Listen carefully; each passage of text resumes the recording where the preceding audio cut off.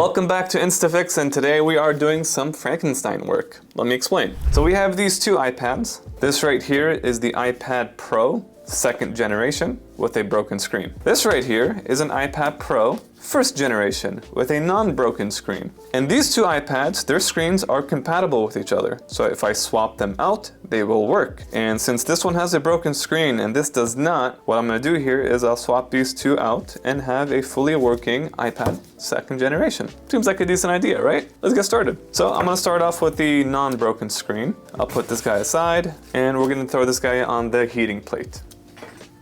Later. All right, so this iPad is hot. I'm gonna go ahead and throw this second iPad on the heating plate in the meantime, as we pry this screen off. I'm gonna use one of these very large suction cups, just like that. And now let's start prying. Oof, that's really hot, by the way. Okay, I'm gonna use this pick. We'll cut some adhesive, just like that. Lessens the tension around the edges. This is probably the hardest part of opening these iPads, is removing the screen without actually damaging the screen. So we do this quite often and we're pretty experienced, but sometimes mistakes happen and we don't notice until we're done. So we've removed the screen, at least the majority of it. We're gonna bend this guy down just a tiny bit and we're gonna go and access the proximity sensor cable right there. So we'll pull this down just so you can see this. And then there's one more underneath, right here.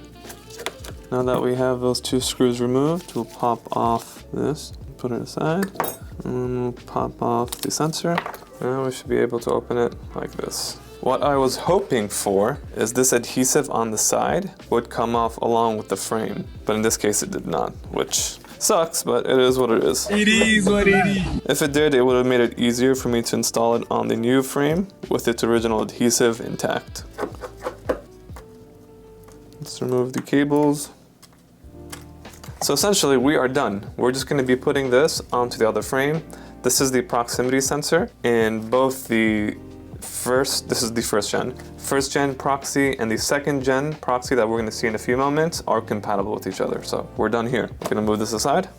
And this is the other iPad. It's cooked, it's hot, it's ready to be removed now.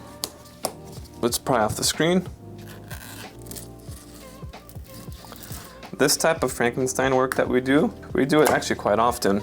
So for instance, on this iPad, the first gen iPad, I bought that from a customer for, I believe, $50, $60, give or take. And this was a while ago. I bought it probably 5-6 months ago. He was selling it. It is iCloud locked, and it's for his company. And the employee that worked for him just put his iCloud and never removed it when he stopped working. He has no use for this iPad, and we told him we'll buy it off of you. And one day we'll be using that iPad for parts. And we did. So we're gonna be using that iPad screen for this iPad that we purchased from another customer. This iPad, I believe we bought for like $60. So in total, I think this entire repair is costing us $100 for a iPad Pro 11-inch second generation. $100, not bad at all. And we still get to keep the frame of the iPad first generation, so we can use that for parts if needed. Okay, now that we've removed the broken screen, right, from the iPad Pro second generation, we're gonna go ahead and install the non-broken screen on this model. And let me remove this screen first.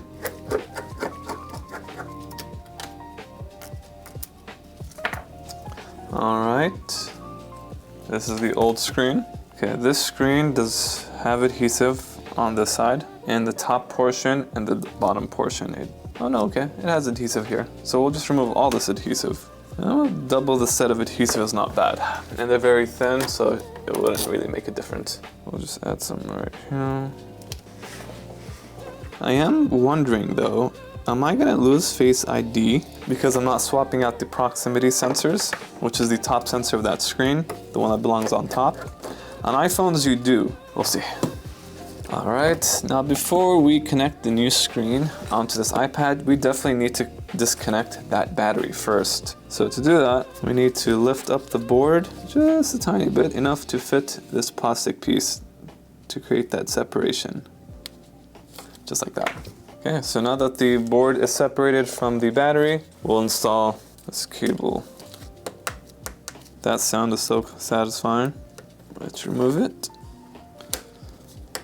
The only thing that can go wrong during this repair is when I removed the right screen, the one I just installed here, the good screen, may have damaged it in the process, but that's the only thing that can go wrong, and I don't think so. I did take it off pretty well. And let's connect the proxy sensor. Okay, I connected that proximity sensor. We'll bring it down just a little bit, and we'll put the cover on it along with the 2 screws. Installed the proximity sensor, and now we're gonna go ahead and turn this on and see if it actually works. It's not turning on, it's probably just needs a boost.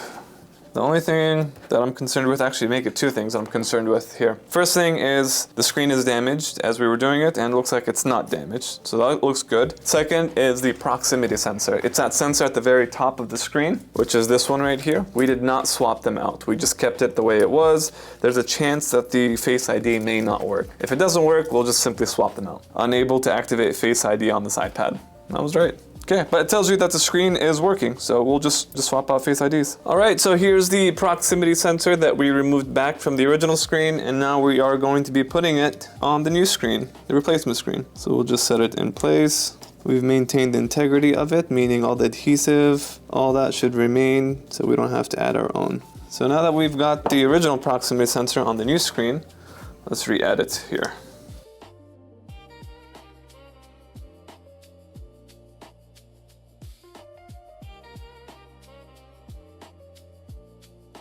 Okay, so now we've installed the proximity sensor onto this. We're gonna go ahead and test if the Face ID is working or not. When we turned this on, it did say Face ID is not active, and it's not saying that. Perfect. Looks like it's good. We'll just close this up just like this, and we are done. We'll compress it, charge it, do some final testing just to make sure it's okay, but looks like it was a good move. Okay, so to summarize, this is the first gen iPad that we bought for about $40, about 6 months ago. And we took off the good screen from this iPad and we put it on the second gen. Glad we don't need it anymore. And we took out that original screen and put it on the second generation iPad screen that had a broken screen. And this iPad I think was about $60. We just bought this recently. So in total, this iPad costed me about $100, give or take. And now we have a fully working iPad that I can just sell for some profit. Pretty good. Hopefully you guys enjoyed this video, and if you did, don't forget to like and subscribe down below, and we'll see you guys on the next one. Peace.